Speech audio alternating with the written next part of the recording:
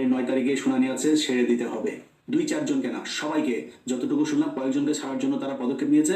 যারা যারা মূল ঘটনা জানে বিডিআর এর, তাদেরকে তারা ভেতরে রেখে আটকে রাখার আরো চেষ্টা করছে।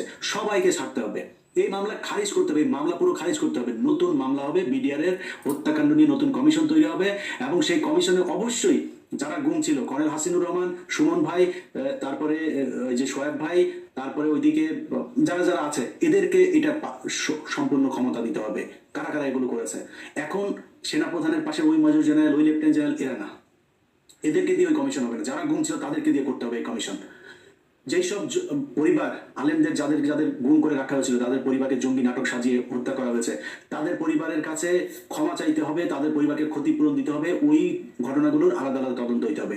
প্রথম আলো, ডেইলি স্টার, কালবেলা সহ যেসব পত্রিকা, টেলিভিশনের সাংবাদিকা এখনো পর্যন্ত দোষরদের হয়ে কাজ করছে, আগে কাজ করতো, এখনো কাজ করছে, হত্যা মামলার আসামি, তাদেরকে খুব দ্রুত গ্রেপ্তার করতে হবে। ছাত্ররা যারা আহত আছে এখন পর্যন্ত, তাদের সর্বোচ্চ চিকিৎসা দিতে হবে। যারা মারা গিয়েছিল 5 লাখ টাকার ক্ষয়রাতি না, তাদেরকে 5 কোটি, অন্তত অন্তত 1 কোটি টাকা তাদেরকে দিতে হবে। সো এই বিষয়গুলো পরিষ্কার ভাবে আমাদের সামনে আসতে হবে। যদি না আসে, তাহলে কে আমারে কি বললেন, জামায়াতের আমির বললেন না তারেক রহমান বললেন, আমি কোনোটারে কেয়ারও করি না। যদি যদি এই জায়গাগুলো যদি ঠিক করে দেন, আমি জামাতের আমিরের পায়ে ধরে বসে থাকবো, তারেক রহমানের পায়ে ধরে বসে থাকবো, কোনো সমস্যা নেই আমার। কিন্তু এই জায়গায় কোনো ছাড় না, কোনো ছাড় দেওয়া যাবে না। এই 15 বছর ভারতের বিরুদ্ধে যুদ্ধ করেছে এই জন্য না।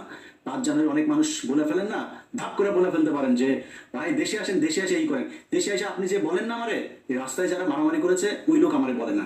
আপনি যিনি বলেন ওই জীবনে কোনোদিন রাস্তায় নামেন নাই। আমি ইলিয়াস 2005 সাল 14 সালের 5 জানুয়ারি নির্বাচনে আমি ইলিয়াস একা যুদ্ধ করে এসেছি, একা, ওইখানে থেকে। কখনোই কম্প্রোমাইজ করি নেই, আজকেও করছি না, ভবিষ্যতেও কোনোদিন করবো না। খলিল বিরানির থেকে 1000 টাকা ভাগও নিব না, উবার চালায় খাইতে হইলে না। আরো যদি মাটি কাটতে যদি হয়, আমেরিকায় মাটি কেটে খাবো। শাহেদ আলম, তুমি আমারে নিয়ে উবার ড্রাইভার বলো, না কফি বিক্রেতা বলো, ডেলিভারি ম্যান বলো, যা মনে চায় বলো, আমি চুরি করি না। বিরানি তদবির বাণিজ্য করে যারা এখন সংসার চালাইতেছে, ঢাকায় বাড়ি গাড়ি টাড়ি কিনতেছেন, তাদের তো গায়ে লাগবেই, তাই না? এক এক আসামি তদবির করে 1 কোটি, 1.5 কোটি, 5 কোটি টাকা পর্যন্ত পাওয়া যায়, তো করতে সমস্যা কোথায়?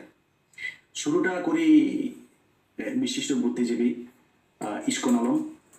তো ইস্কন আলম ওরফে শাহেদ আলম, এই ব্যক্তি আমাকে নিয়ে একটা কথা বলেছেন যে আমি হচ্ছে এখানে উবার চালাই,